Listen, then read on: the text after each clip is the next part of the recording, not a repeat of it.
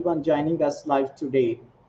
I'm your host, Naseem Ullah Bhutta, and I'm truly delighted to have our unique and special guest with us, Ms. Sana Hameed, a passionate educator and a literature lover with over 8 years of experience of teaching literature. Sana, thanks you so much for being here.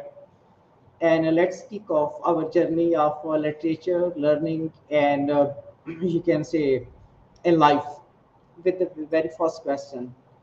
Would you like to say something at the very beginning about yourself? Thank you so much, Sana. I really great to see you. Yes, absolutely amazing. Uh, as you uh,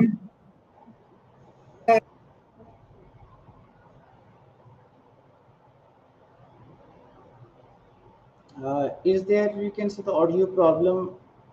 We can move now. please, Am I audible? Am I audible? please say it again. So your question, please.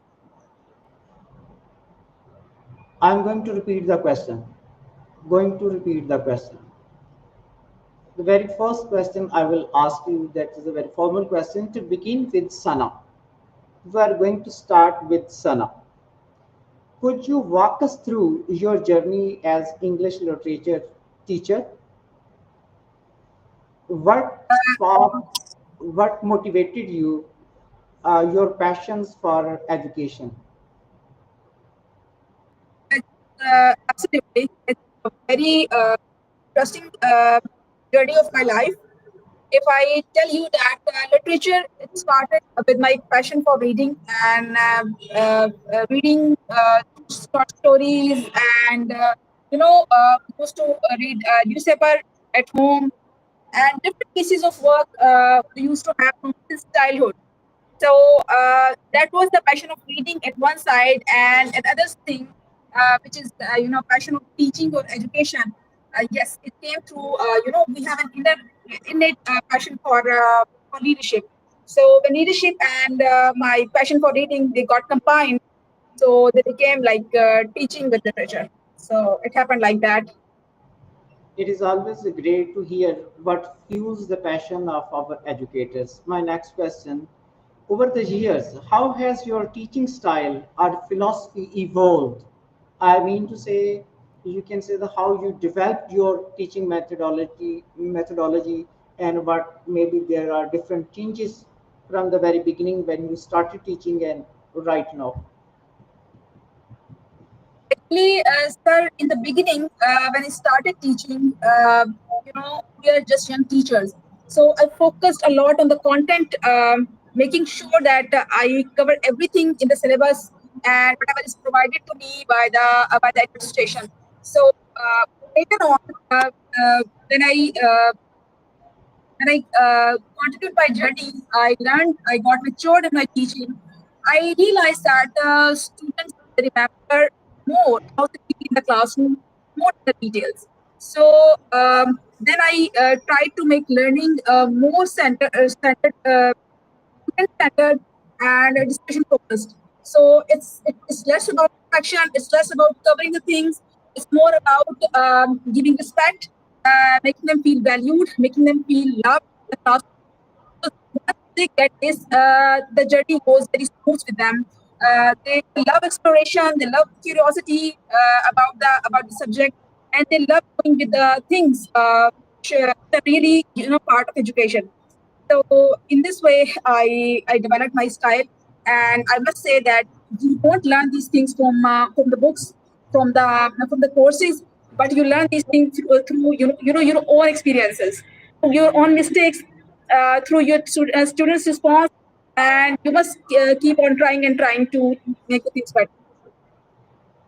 That's great, wonderful. Absolutely right. You are talking about that we learn from our mistakes, and experience is unpurchasable. That's a great thing. So now my next question: what keeps you motivated and keep you learning all the time? What's that thing that keeps you lifelong learner, makes you lifelong learner? What is that? So they're saying that life never stops you teaching. So why should you stop learning? Actually, when we finish our degree, when we complete our degree, not finish, we think that we have completed the education. But the real learning starts after that. Before that, all is conventional. And after that, the real unconventional learning will start through our experience, society's norms, and with the students also. As you know, Socrates says that teaching is not just teaching; it's student tutor duty, and tutor. Like it's kind of exchange between teachers and students, and it always goes on. So it goes more with teachers, but I think learning is not something that ends ever. So it goes forever till the grave. Wonderful.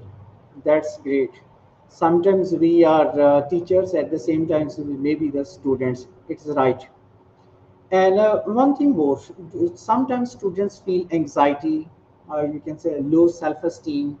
Do you think literature helps the students in this regard? Uh, yes, definitely. We call literature as a mirror and a window to the society. So when the students are feeling like with low esteem, and they feel like less valued, and they feel like less motivated, there are pieces of literature in which they feel like themselves. Especially modern literature. Uh, whatsoever piece is there, either it's poetry, either uh, play, right? Either it's fiction, whatsoever is there, it always clicks them to them. Especially if we talk about Animal Farm, very small book it is. So when they say some animals are equal, but some are more equal. So it talks about the social class difference. So definitely students, they do relate about their own problems and their own anxiety, which is caused by the society, sometimes by themselves, sometimes by the social media, and sometimes by other people. Practice are always there. It can be different, but the symptoms are there. Right. In this way, students get motivation from the literature. Okay, Definitely. it seems you are a great book lover, book fanatic. It seems. Would you like to share any title of the book that changed your life? Are you Uh, like the best? Any book? there isn't just one book, I must say, because it's something like when we are weak in health, we get good food, and everything in the food, they help us to get good health. There are carbs, there are proteins, there are minerals, there are different things are there. So they all help us to get a good health. So if we talk about changing in my life, there are many books. When you get taste of literature, everything is affecting you. Either you notice it or not. So they are always affecting you. But if yes, you talk about one book only, again I would say "Set to Kill a Mockingbird." It has a great impact on me when I was younger. It taught me about empathy, about standing up for what's right, and when it's hard. So every time I reread it, I find something new. Likewise, T.S. Eliot's Wasteland is there. You feel whatever is there in the hotness in society. It's always relatable. Same like that.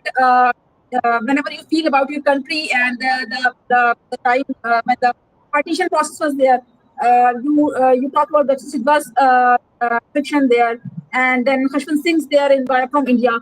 So yes, there are biases also in the by the writers, but you still feel that yes, like it has changed you. You feel about the things, you just stand up again by learning from them. That's right. In present era, parents are mostly concerned with their mental health of their, you can say the young ones, their boys and girls. What do you think? How can we help them? How can a teacher can help the students about their mental health? Definitely, we are there in the process. Actually, if I really talk about the process that affects on the student from a teacher, is actually that we have to affect them in a positive way, with positive thinking, and to make a belief in them that yes, they can do. Once they have this hope, once they have this faith that they can do the things, everything changes in the classroom. Every mind cell every cell in your in the brain that works for a purpose with a being. So this belief we have to create in the students, and then we have to silently or softly we have to guide them that as junk food is there, like children, the students, they love to eat. Same like that, there is junk feed, that is social media. So we have to stop that junk feed, and we have to make it back to the organic feed, like good material, good content, good quality things which are there on the social media to help them with a good mental health. And yes, definitely there's good exercises there, meditation is there, then we have good food is there, and also the aura of the home, the family, it counts a lot. Like they should have a positive environment from the home, appreciating environment, both in the classroom and at home also, because that's what counts in their life on the whole. That's great. You fabricated the idea in a wonderful way. Sana, do you think some students suffer from anxiety, depression, emotional disturbance, bullying in classrooms? Because there are different age students are different age groups in you can say the Pakistani classrooms. Sorry, I couldn't get the Anxiety, question. I mean, Please speak it again. oh, okay, okay. Yes, that's. Do you think that in our classrooms, students are of different age groups? Age groups vary, and some students suffer from anxiety, depression, and bullying, such kind of things. Do you think these things exist in our classrooms, and how to tackle with it? Teachers can play any role. Definitely, they do exist, and if they are not catered properly, these scars, they go with the students forever in the life if they are not healed properly. Yes, when the students come from their age of in teens and after teens, so it is like an adulthood, or a kind of period between the childhood and the adulthood, a period between that teens and after teens. That is a very it's a very delicate period, and uh, students do have psychological issues, both girls and boys, and we need to take this pain very seriously which they are suffering. And all those things which you have talked about, bullying and class difference and anxiety, depression, yes, they do come, and we have to take to them in a very sensitive way, uh, especially from the with the support from the admin of the institute. First of all, teacher can do things better, and secondly, with a teacher parent connection, things can done better. And thirdly, with soft communication with the students, individually and collectively, both, they do matter a lot. And if I sum up everything, like we don't have time, we don't have support from the admin, we don't have support from the from the parents. If you want to make a shortcut to cater these problems, although they don't go a long way, but for some time they do work. So you appreciate it. You make them feel valued. You make them feel respected. Like yes, it is wrong. Uh, can be better, and you can make the thing better. You have to be patient for some things, and some things you can ignore, and some things like bullying is there. We have to make the other students feel like it's not something. Like in institutes also, some admin, they do punish the students for bullying other students. So that's very good thing, and it should be avoided by the That's students. where you think that there should be some system for such kind of rectification. Okay, Sana, you are going great. You can see as a teacher, as an educator, and you can say learner. You can say there are some ones who are going to kick off their teaching career. Any piece of advice would you like to offer them at the very onset of their career? Definitely. First of all, I would say that be kind to yourself. Don't be harsh on yourself. Don't be hard on yourself. You won't get everything right. You won't fix everything, and that's okay. That's okay. Like If things are not getting fixed for by you in a moment, that's okay, perfectly fine. You are working hard, that's fine. Focus on building the relationship with your students instead of focusing on the content and completing the course and syllabus and being good in the eyes of admin. Yes, it's good.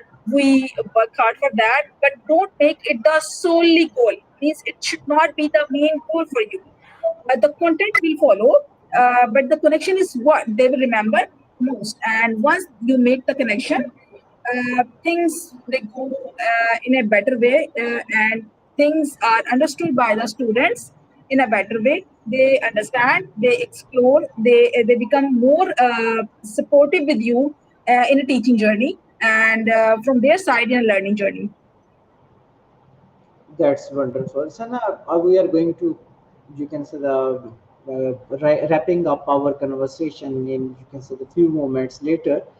But I would like to ask one or two more questions for my own clarification. As an educator, your professional life, your private life, and your social life, how you can balance these, you can say, different kind of spheres of life? Well, it's always a tough journey. It's always is that I must say it's not. You are going to have a stick in your hand and you are touch it. You're going to touch it. And you're going to fix it. It's a work in progress thing. Always. You need to keep a fine balance, keeping your professional responsibilities in the weekdays, as well as your personal being after the class, after your job hours, and then you have your family meetups, your social gatherings at weekends and in the off days. So in this way, you manage keeping up your me time most of all. The most special thing is your me time, because you need to detox with yourself. Like, you are absorbing everything from the students, admin, and from your family every time. So you need to relax. You need to take deep breath. You need to, just making yourself feel okay, like things are going to be okay. And you are actually not just a teacher. You are a facilitator. You are a psychologist. You are a helper for students in everything. And at home you are a parent, and in the society you are a social worker. So everything you have to keep balance. It's uh, it's like, don't get harsh on yourself again. Be confident, stay in belief that I will do it, inshallah, and keep progressing. And even if you feel like it's not, you keep progressing. So that's the thing. Okay, my last question. I would not like to end it, but it was a, you can say, wonderful conversation going on. But there are time restrictions for both of us. Anything you want to, you can say, the gift parents, students, and educators? Any advice in general you want to share with us? Any quotation you would like to share with us that sums up your thoughts? Yes, sure. For students, parents, and for teachers, it's all like, first of all, believe in yourself. Uh, don't be don't be so panic about the things. Uh, it's okay to be not okay. Things are going not okay, but it's fine. For students, I must say that even if they're not feeling well, they should believe that things will be fine. And we should not, as parents and teachers, we should not be so hopeless from our new generation. It feels like they are not doing, but inshallah they'll do the best. Like we have seen a few days before, in a war-like situation in our country, our youth. The response of the youth from the social media was amazing. So there are things, maybe we don't know them fully.